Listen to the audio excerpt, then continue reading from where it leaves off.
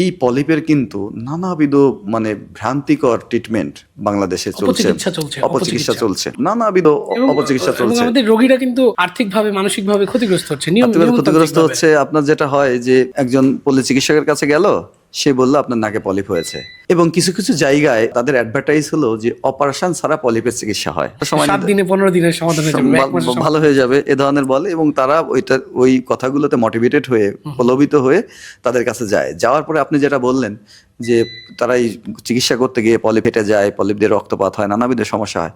যখন তাদের কাছে যায়, তারা ওই যে নিচের দিকে যে মাংস বাড়া, সেটা কিন্তু পলিপ নয়, সেটা হচ্ছে ইনফিরিয়র টার্বিনেট বা টার্বিনেট নামে এক ধরনের মাংস।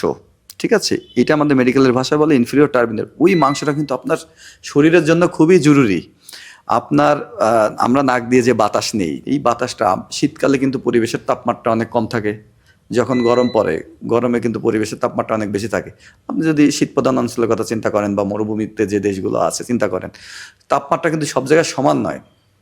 কেউ যদি গরম বাতাস নাক দিয়ে নেয় অথবা ঠান্ডা বাতাস নাক দিয়ে নেয়, এবং এই ঠান্ডা বা গরম বাতাস যদি আমাদের ফুসফুসে যায়, তাহলে কিন্তু আমাদের ফুসফুস ডে বাই ডে তার কার্যক্ষমতা হারিয়ে ফেলবে।